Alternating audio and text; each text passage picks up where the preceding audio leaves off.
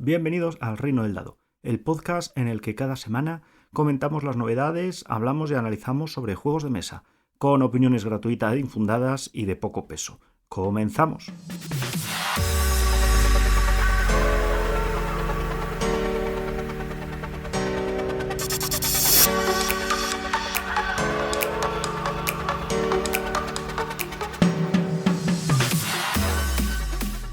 Esta semana hablamos de un juego más antiguo de lo que estamos acostumbrados. Es verdad que normalmente nos estamos centrando en las novedades, pero esto nos deja poco espacio para hablar de otros juegos que quizás ya llevan un tiempo en el mercado, estén o no disponibles y a los que la gente sigue jugando. Y esto es así, es una pena porque parece ser que estamos viviendo una época masiva de consumo rápido, no solo en todos los aspectos de nuestra vida, sino también en los juegos de mesa en los que nos basamos en un consumo desaforado. Sale un juego, dura 3 meses o 2 meses con suerte en las estanterías y luego ya se agota y no volvemos a saber más de él. Y además esto le supone un tremendo esfuerzo a las editoriales que tienen que coordinar muy bien los lanzamientos, sabiendo que tienen que tener novedades que van a provocar una venta, ya os digo, en un par de meses y que luego ya ese juego va a salir de su catálogo o de su cartera. Tenemos un par de honrosas excepciones, juegos como el Root, que sigue siendo reeditado por Two Tomatoes con muy buen criterio, porque es un juego que sigue vendiendo, o tenemos los grandes clásicos que todavía podemos seguir encontrando, como el Carcassonne, el Catán, etc. Pero los que ya tenemos una edad, tenemos la memoria de haber jugado a juegos que eran un continuo, que se podían encontrar en las estanterías. Es verdad que no teníamos los lanzamientos que tenemos ahora y el hecho de, tener tantos lanzamientos mensuales era absolutamente incomprensible. Jamás hubiéramos podido adivinar que íbamos a llegar a estas temporadas con estos límites tan absurdos de lanzamientos. Veces en los que, ya lo sabéis, los programas de novedades estamos remunerando de manera muy rápida los lanzamientos del mes y es que nos vamos a una hora y pico de programa. Así que, como es costumbre, en una de mis pataletas, quizás sin mucha motivación, pero vamos a iniciar una serie de programas sobre juegos, ya os digo, que pueden tener más o menos tiempo. Vamos a empezar con una novedad más o menos reciente, pero evidentemente ya de hace un tiempo al que no estamos acostumbrados ya a ver como novedad las estanterías, y juegos que se siguen jugando, que siguen teniendo movimiento y que siguen teniendo éxito en nuestras mesas de juego. Y estamos hablando ni más ni menos que el Too Many Bones, el juego de aventuras y construcción de personajes que sacó Chips Theory, y ya lo sacó hace un tiempo mediante crowdfunding. Se lanzó, ya os digo, además en 2017 mediante crowdfunding, o sea que ya han pasado unos añitos desde su lanzamiento, y fue el primer gran éxito de su editorial, Chips Theory, una editorial indie de juegos de mesa que además han apostado como su característica principal o su bandera por una extraordinaria calidad. Tanto de extraordinaria es la calidad que yo diría que todos sus juegos están sobreproducidos. Son juegos con una calidad altísima, innecesaria para lo que requieren las mecánicas de juego y con un precio adecuado a las calidades, que es un precio que no es para todos los bolsillos, pero sí que es verdad que es una gozada y ya sabes a lo que vienes, o sea que no engañan a nadie. En concreto, este Too Many Bones es la segunda serie de la editorial. La editorial arrancó en 2012 con un juego basado en peleas en el Coliseo y luego continuaron 5 años después con este Too Many Bones. También salió, como os digo, por crowdfunding, que es la marca también de la casa.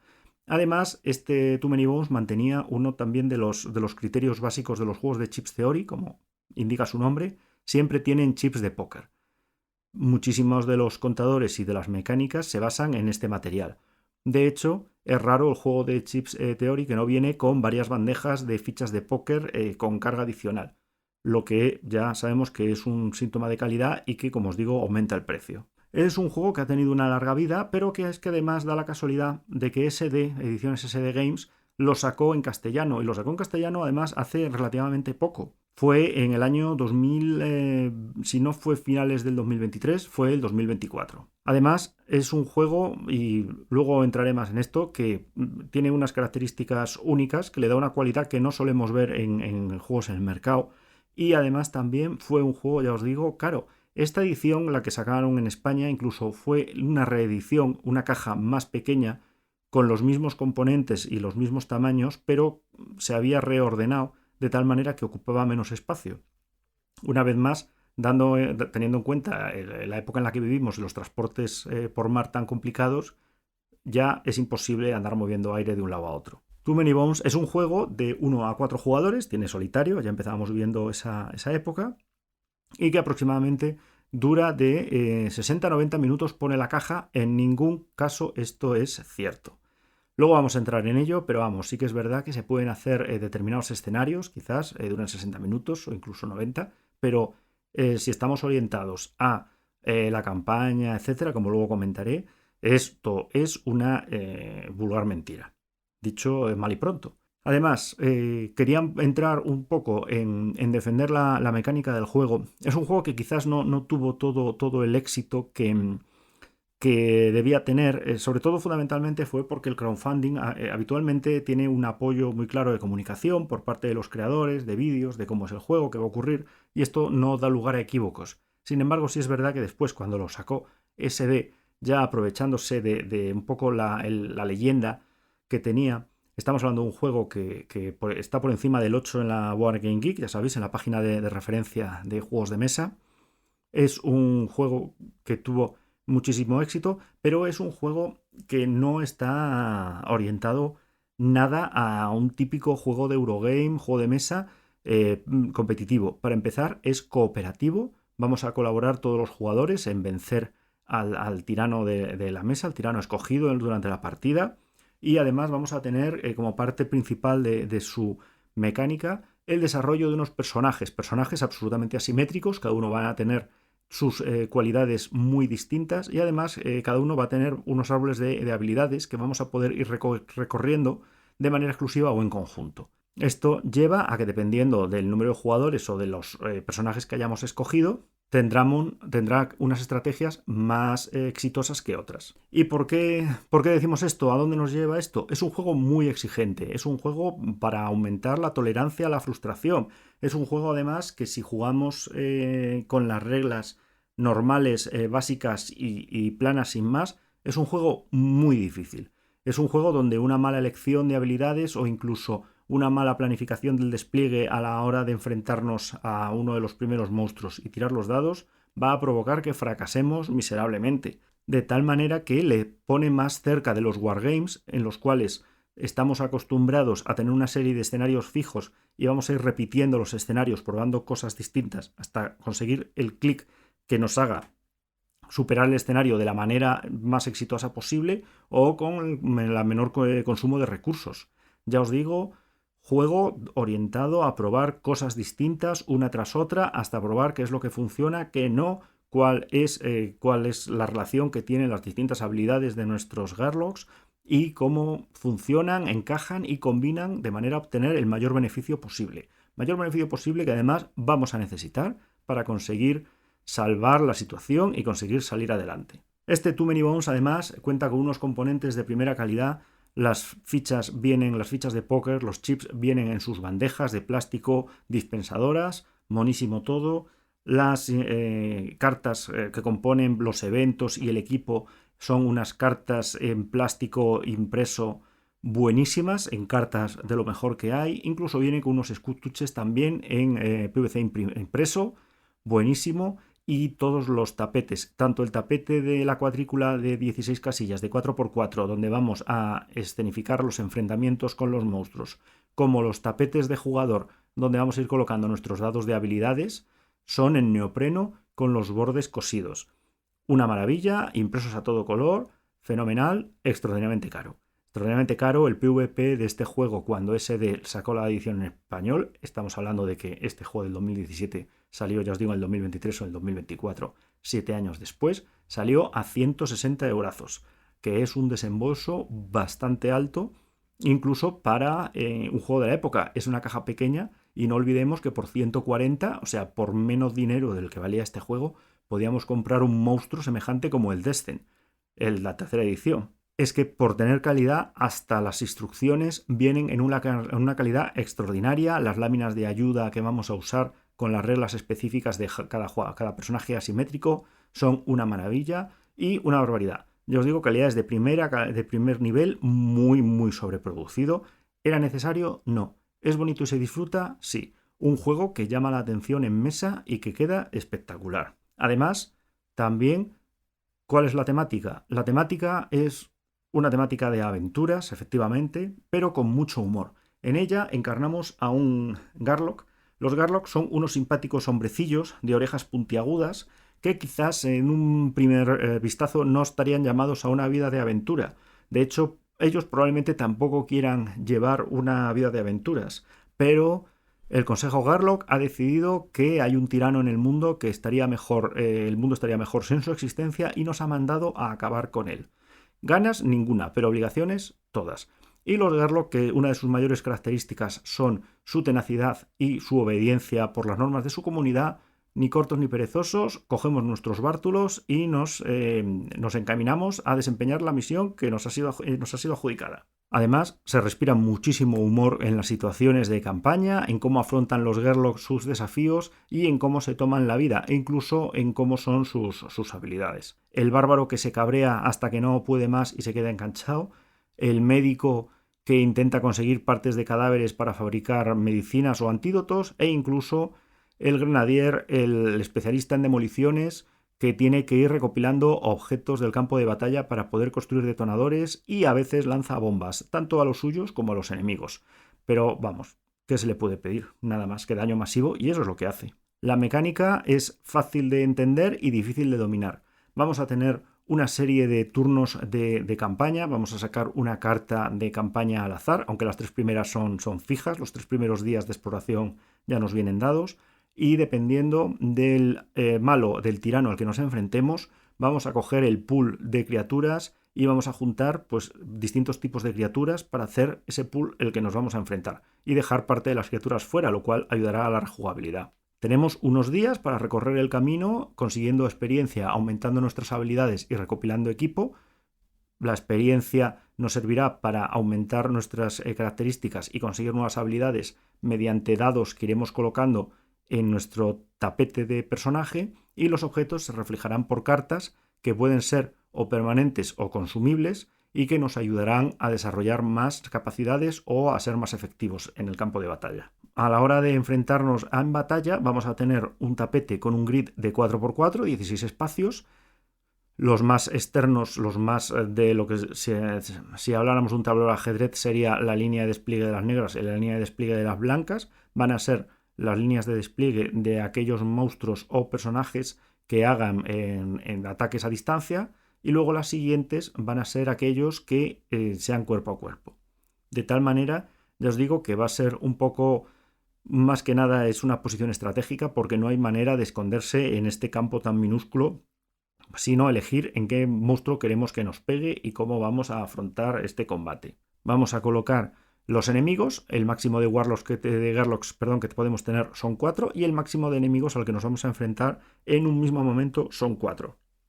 Si por lo que fuera hubiera más enemigos esperando a entrar, de manera muy obediente, se van a quedar esperando en una fila, y en el momento que quede un hueco libre, uno de los spots quede libre, pasen a ser 3, 2 o menos, pues van a ocupar esas posiciones y vamos a seguir recibiendo, como si dijéramos, este respawn, estos monstruos que van apareciendo de nuevo.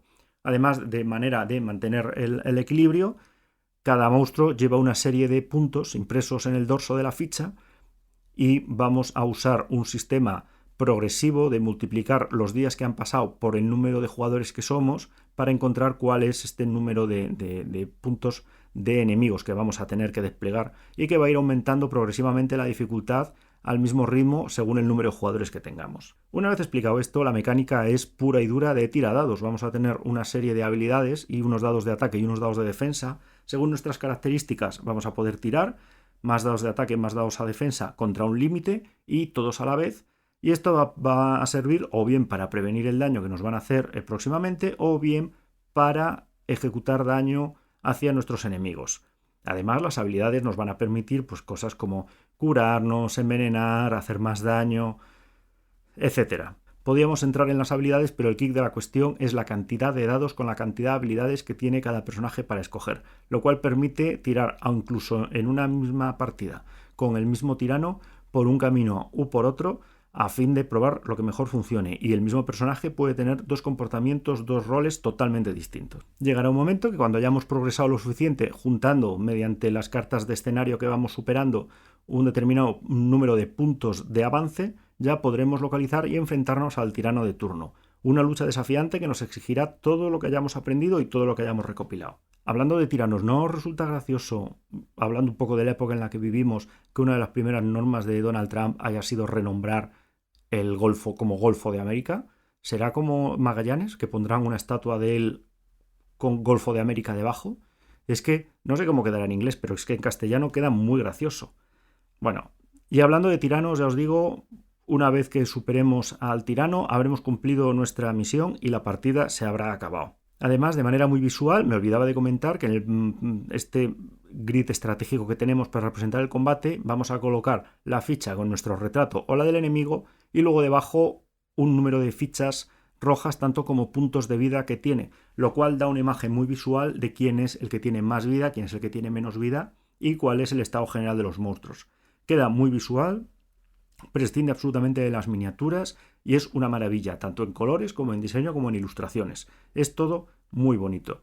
Gran sentido del humor, juego muy completo. Y además no quería pasar tampoco sin detenerme en una pequeña polémica que hubo. Yo diría que fue una pequeña polémica porque a mí realmente no, ni me afectó ni me noto muy identificado con ella. Pero sí que es verdad que, bueno, quizás otros tengáis otra opinión, ya os digo. Aprovecho la pausa para decir que por favor nos sigáis en Facebook, en Instagram, en TikTok, donde podáis hacer suscribiros al podcast en iVoox, en Spotify, en Amazon Music. Nos ayudáis un montón y nos suben las métricas, que al final parece que es en lo que consiste. Asimismo, si no estáis de acuerdo con esto, ya me podéis contestar en cada uno de los comentarios que tienen las plataformas y demás. Bueno, sin detenerme más, ya os digo, hubo una pequeña polémica, porque es verdad que la localización del juego, en general, pasar el juego del inglés, el estupendo inglés británico que tenía, a el castellano, fue bastante complicado. Es quizás no tanto por el texto. Es cierto que estamos ya más acostumbrados a los juegos narrativos, donde nos cuentan una historia y donde tenemos grandes cantidades de texto en los libretos de escenarios, como por ejemplo el Gloomhaven en el Jaws of the Lion, o incluso el Descent, donde era obligatorio traducir la aplicación. Pero sí que es verdad que no hay tanto texto, pero las cartas tienen texto, los objetos tienen texto y las hojas de particulares de cada personaje, así como la guía de actuación Garlock, tiene mucho texto que había que traducir. Y además, sobre todo, aquí era donde venía el chascarrillo del inglés de la reina. Era un juego con mucho sentido del humor y estaba escrito en parte en argot. Entonces, si ya para uno de nosotros era difícil hacerse con un juego con determinado nivel estratégico y táctico en inglés, ya encima en inglés con determinadas palabras en argot que no eran de uso común, pues la verdad es que suponía un pequeño dolor de cabeza. Bueno, yo es verdad que jugué en inglés y a veces había que parar la partida para releer o leer más de 3 veces un párrafo, pero bueno, sin más nos pudimos hacer con él. En el caso de esta edición, la edición en castellano, que es la que debe estar disponible ahora, bueno, la localización fue complicada, el juego se retrasó bastante. Yo entiendo que son juegos que editarlo de manera particular por una editorial es imposible y entonces hay que esperar a que se edite en varios idiomas para que sea un poco sostenible, para que el nivel de impresión sea necesario. En un momento dado, ya os digo, es un juego que quizás podíamos llamar un juego de especialista. No es un juego para todo el mundo y esto hace que yo creo que no, a pesar del PvP elevado que tienen, no se van a vender muchísimos, o no se deberían vender muchísimos, porque evidentemente no es un juego para todo el mundo. Luego entraré en ello. Bueno, esto condujo a que por lo visto hubo, como os digo, una pequeña polémica, porque por lo visto SD cometió algún pequeño error de traducción o había algunos errores que no estaban correctamente traducidos. Y esto daba lugar pues, o a una mala interpretación de la mecánica o incluso que algún escenario, a la hora de enfrentarse a algún evento, pues no quedara claro o diera instrucciones equivocadas. O alguna de las habilidades no funcionara como tenía que funcionar.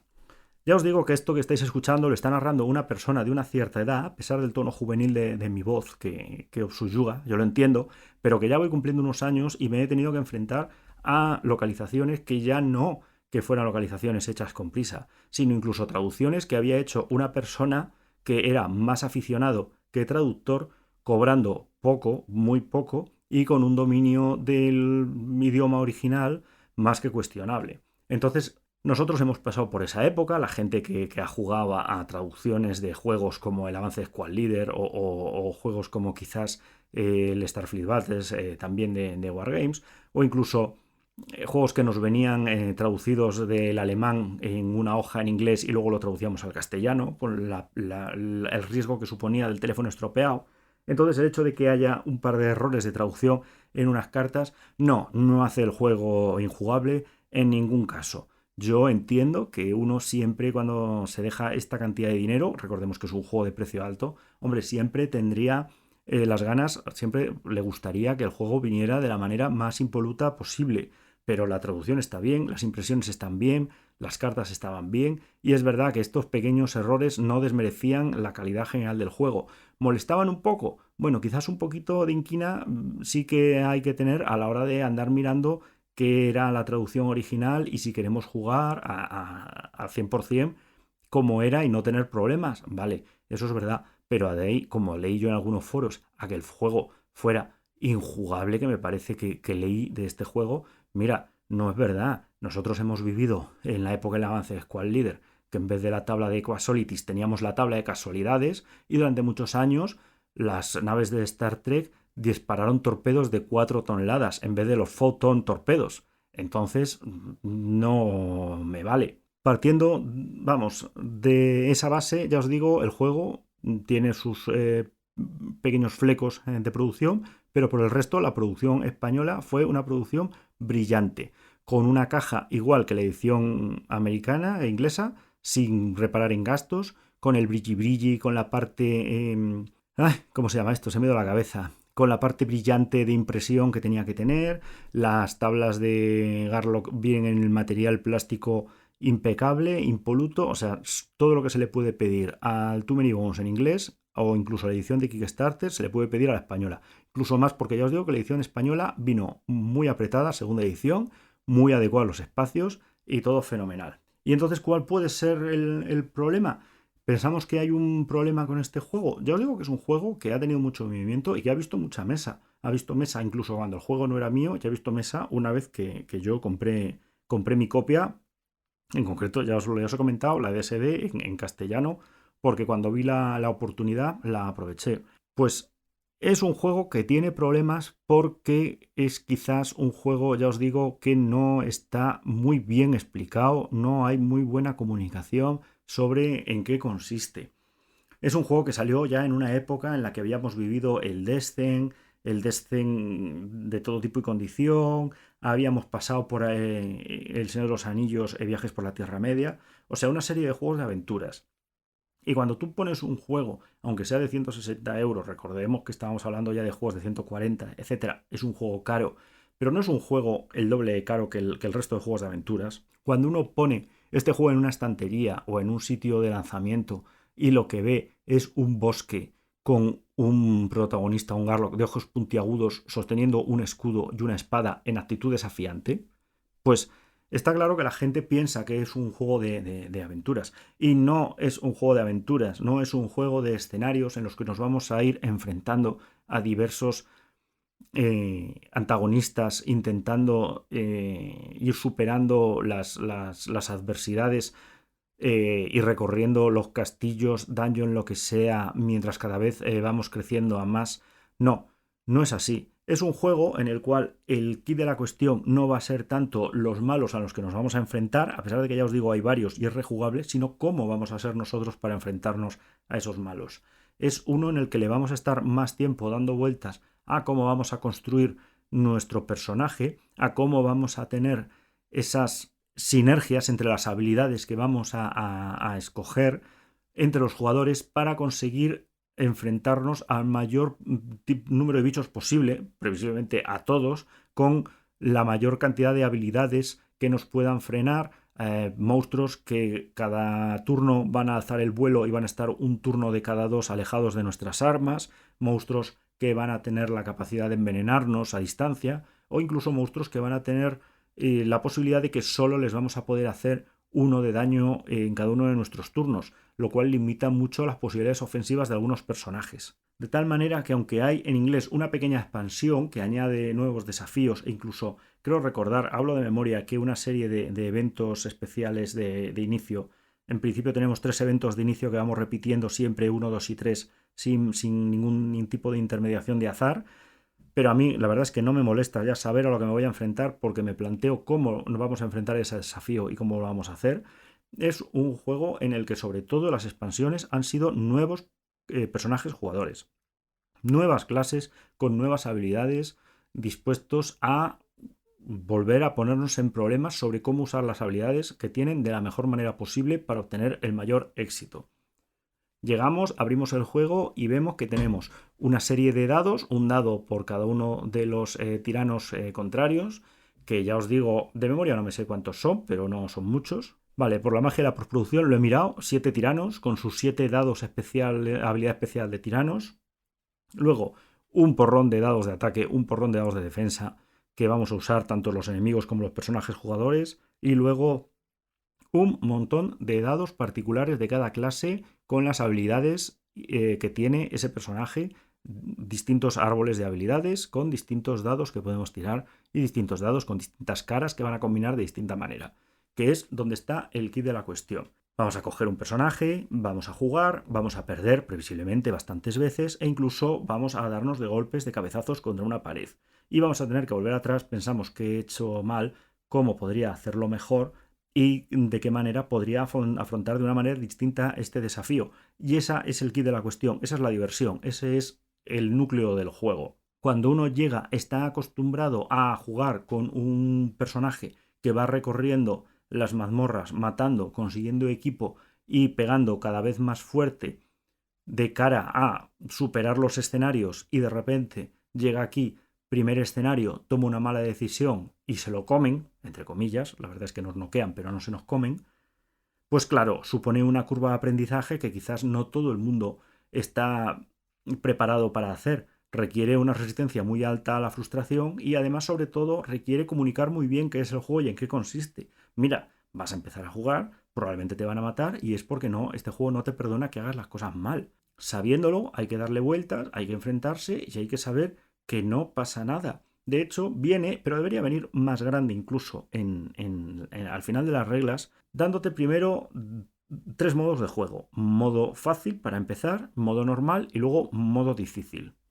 El modo fácil ya es difícil. Si no lo tenemos claro, la combinación de personajes que llevamos no es demasiado buena, ya es un juego difícil.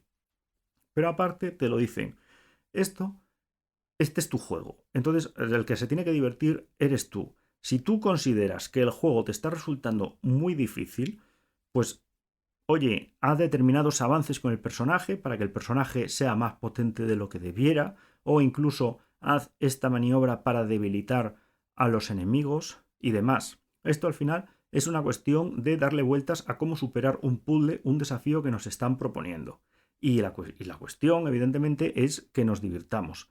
Hay gente que tiene más capacidad para resistir a la frustración y que le tiene quizás más tiempo para estar dando golpes, cabezazos contra un muro, intentando pasar hasta que lo consigue, y quizás hay otras personas que lo que quieren es enfrentarse, intentar conseguir una cierta, ya os digo, mezcla de combinación acertada de habilidades y seguir adelante, y tampoco frenarse mucho ni tener muchísimos problemas o tener una barrera de dificultad muy alta. Y está bien, cualquiera de las maneras es útil y es válida si disfrutamos del juego, que al final es de lo que se trata. Y al final es una cuestión que echamos un poco de menos los que, ya os digo, llevamos años jugando a esto, porque sí que es lo que consideraríamos un poco un wargame, en el sentido de que tenemos un paquete con una serie de herramientas, y lo que vamos a tener que hacer es usar esas herramientas para enfrentarnos a determinados desafíos.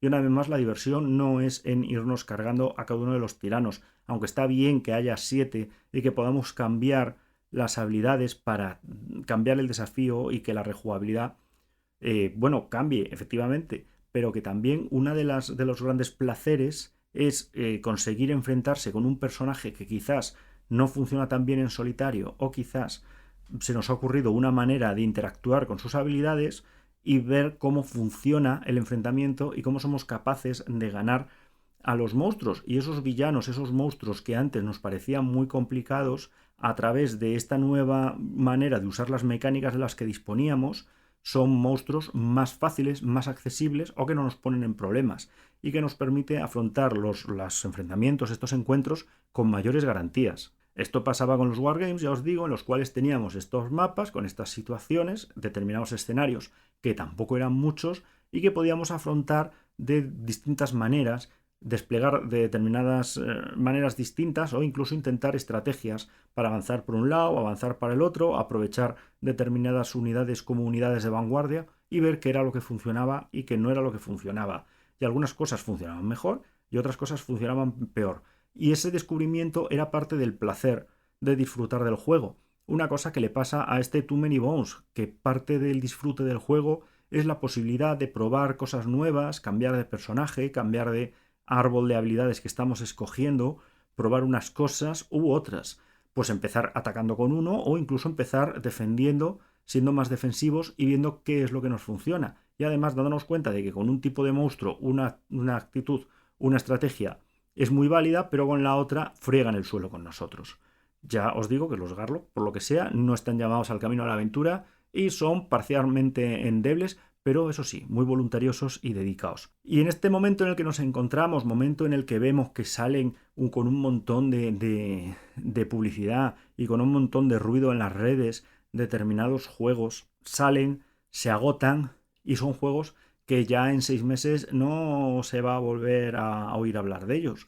Pues evidentemente a las editoriales, juegos con esta profundidad en los que puedas mantenerte jugando durante tanto tiempo, es un juego que quizás ya no les merece la pena. Y no les merece la pena, la culpa no es de ellos, la culpa es de ese jugador en el que nos hemos convertido ahora, que es un jugador que quiere la novedad, que quiere ir y abrir el juego y que quiere pasar, probarlo, ver cómo es, descubrir la mecánica o los componentes y luego moverse al siguiente juego de la lista. Ya os digo, hay excepciones como podría ser el Root o hay excepciones con reediciones como puede ser el Terraforming Mars, el Ars Nova, es verdad, pero también tenemos muchísimos juegos, lanzamiento y a otra cosa.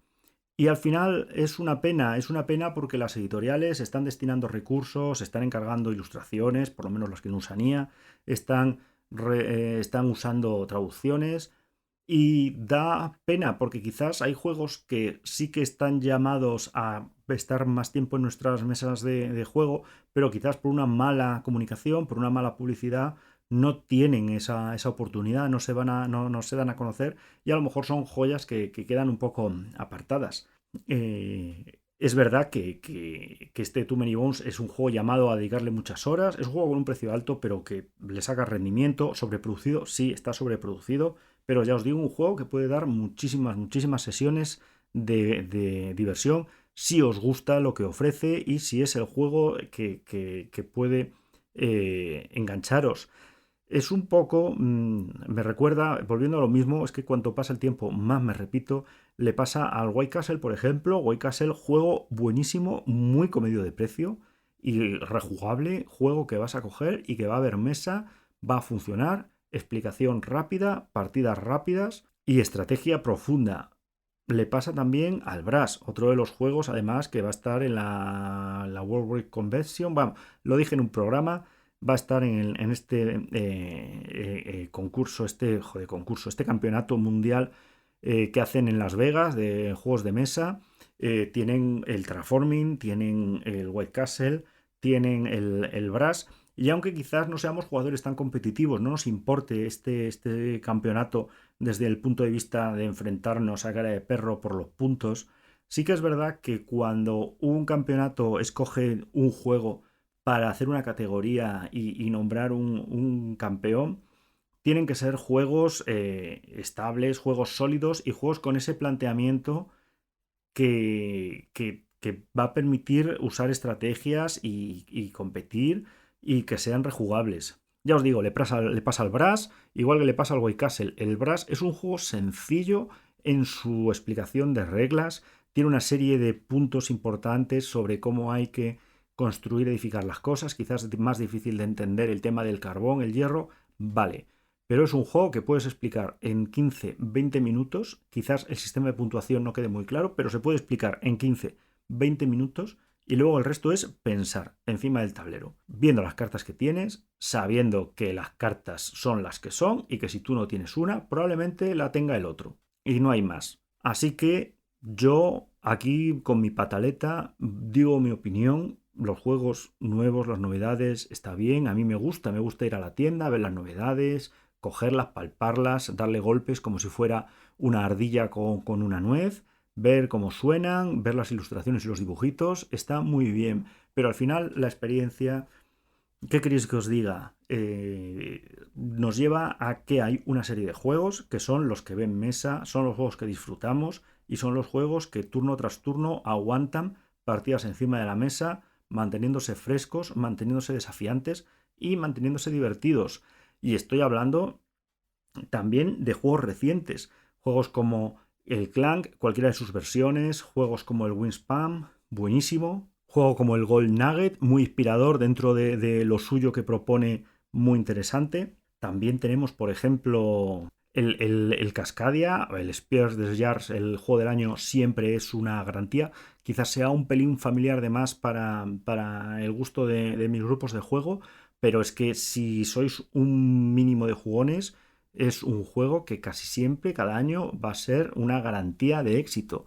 Igual que el Cascadia, el Dove Romantic, el Aldea Romántica, no es excesivamente mi juego porque no veo mucha diferencia entre jugar en solitario y jugar entre varios jugadores, pero me encantó el avance. Quizás le dediquemos un programa si os interesa, ponérmelo en comentarios. El Welcome hacia el perfecto hogar, maravilloso también dentro de los Roll and Ride, en este caso Draw and Ride, buenísimo.